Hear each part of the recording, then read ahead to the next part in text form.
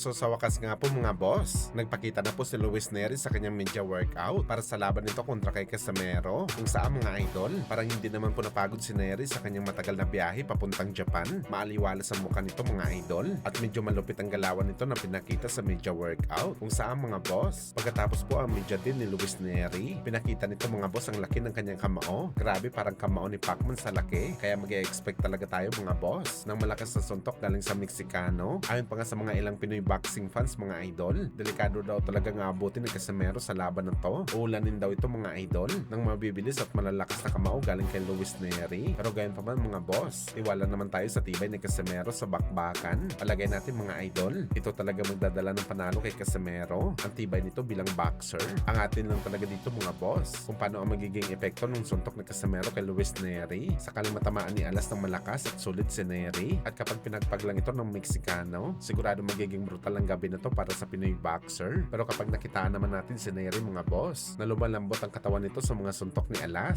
sigurado maaga matatapos ang bakbakan. Samantalang Luis Neri mga idol, hindi nga po minamaliit si Casimero bilang isang kalaban. Bagkus mga idol, nagpakita pa si Neri ng respeto kay Cuadro Alas. Ayon sa kanya mga idol, sa kabila daw ng edad ni Casimero na 37 anyos, masasabi talaga ni Neri na karapat dapat talaga ito na kalaban dahil sa nagawa nito sa boxing sports. Kung saan mga idol naging kampiyon nito sa 3 magkakaibang dibisyon. Kaya ang touring ni Neri mga idol, isa malaking threat talaga sa kanya si Casimero sa bakbakan. Well, isa lang masasabi natin dito mga boss, matalinong fighter talaga si Luis Neri. Alam kasi nito mga boss, ang tunay na kapasidad ng kalaban nito sa bakbakan. Ang isang boxer kasi mga idol, nakampante sa panalo, hindi magbibigyan ng mataas na respeto sa kalaban dahil sa bugbugan ng sports na to. Alam talaga ni Luis Neri na may kakayahan si Casimero na talunin siya sa bakbakan. Kaya matindi ang focus nito mga boss para manalo sa laban dahil hindi po basta-basta napipitsugin na kalaban si Alas sa ibabaw ng boxing ring.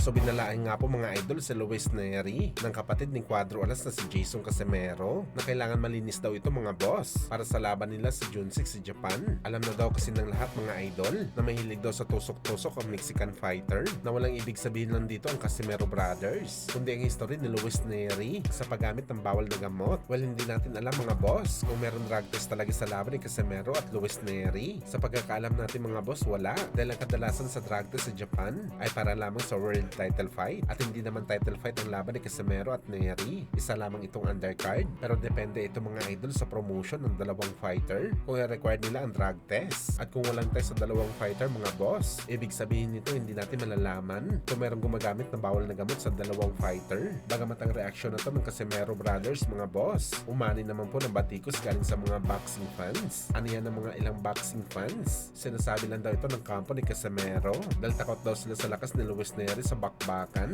at baka madali sila. Well, sa totoo lang mga idol, kung meron talaga sabit si Luis Neri sa bawal na gamot, abay nakakatakot talaga ito mga boss, lalo pa sa part ni Casimero. Hindi biro talaga ang ganitong bagay. Bawal na bawal talaga gumamit ng kahit anong gamot sa combat sports. Hindi ito basketball mga idol, nabula ang laruan. Ang boxing hampasan ng ulo sa ibabaw ng boxing ring. Pwede mo talaga ikamatay kapag napuruhan ka. Kaya natural lang talaga na matakot ang isang fighter kapag kargado ng gamot ang kalaban.